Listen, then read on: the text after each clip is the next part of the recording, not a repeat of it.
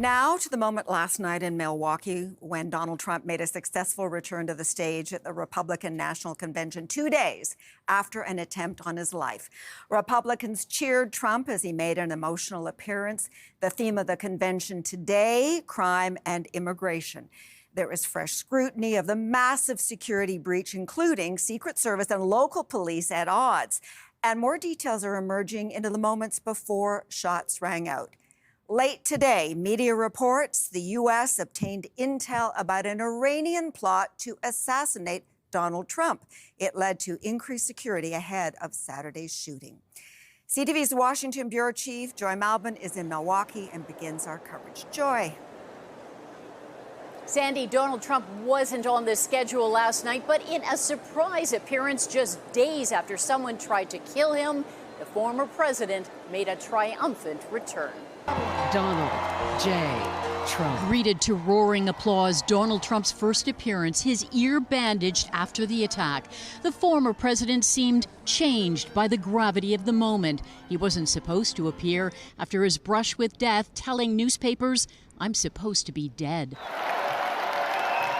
Some here say his survival is divine intervention. The devil came to Pennsylvania holding a rifle, but an American lion got back up on his feet and he roared! Trump reportedly is rewriting his speech to focus on a unifying, healing message for the nation. Sitting with his new running mate, Ohio Senator J.D. Vance, once an ever-Trumper. I never liked him.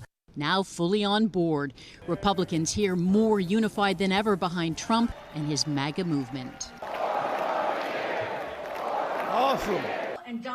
Nikki Haley, who once called Trump unhinged and challenged him for the job, given a last-minute invite to speak tonight, she freed her delegates to support the Trump ticket. Thank you all very much. This love in a stark contrast to Democratic infighting. The embattled president fighting off allegations he's too old and should step aside. Joe Biden, touching down in the battleground state of Nevada, condemned violent political rhetoric, but had to explain his own language when he told donors before the shooting to put Trump in a bullseye. It was a mistake to use the word. I didn't say crosshairs. I meant bullseye. I meant focus on him.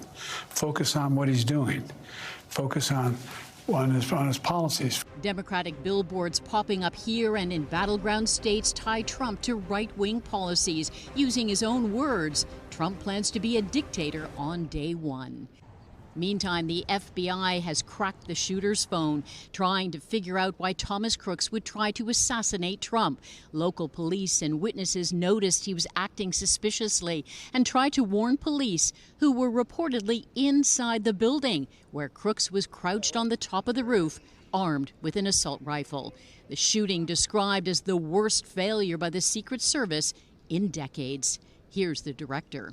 The Secret Service is responsible for the protection of the former president. The buck stops with me. I am the director of the Secret Service. Secret Service has ramped up security around this convention. You can see police just behind me. And it's being reported, Sandy, that Trump's protection detail had already been beefed up before the assassination attempt due to intelligence about an Iranian threat. Sandy. All right, Washington Bureau Chief Joy Malbon. Chief Political Correspondent Vashi Kapelis is also at the convention. And Vashi, I want your take on last night's appearance by Donald Trump. I know that you weren't far away from the Republican nominee, and observers are using the word emotional to describe him. Was that your takeaway? Yeah, this position here, Sandy, we're about 20 feet away from where Donald Trump ended up sitting for the duration of the primetime lineup. I think emotional is the right word to use. I actually have never been in a room that reacted to that way. There were people who were screaming, who were crying. There were, songs and people saying fight, fight, fight, kind of trying to evoke what he did on Saturday when his arm was raised and he was saying the same thing. It was definitely the moment of the convention so far, and there might be a few more, though he isn't, as Joy pointed out, slated to speak until Thursday. A few people here who are organizing things have told me, subject to change, he might actually be here with his vice presidential pick every night at the same time this week. Okay, Vashi, the convention theme today on day two is crime and immigration. The Republicans calling it Make America Safe Again. Any sense of what specifics are going to be raised later? The official program gets underway soon. I'm told to expect family members of victims of crime, which are tied to the immigration issue. That is, of course, a real hot button issue for both Republicans and Democrats. The Democrats, of course, recently in the White House making some changes to policy that really slowed down the flow of asylum seekers, but showing at the same time that there was kind of a political vulnerability there for them. The Republicans have really inflamed rhetoric around this issue, so I'll be very curious to see in the coming hours whether they make good on the promise they have that to tone down the rhetoric more largely. This is one of those issues where the rhetoric has been particularly inflamed, so whether that promise to, be better, I guess, for lack of a better term, actually comes to fruition will be something to watch for closely. And also something to watch for Nikki Haley, who challenged Donald Trump for the nomination, is going to be speaking. Talk about what a difference a few months makes, right?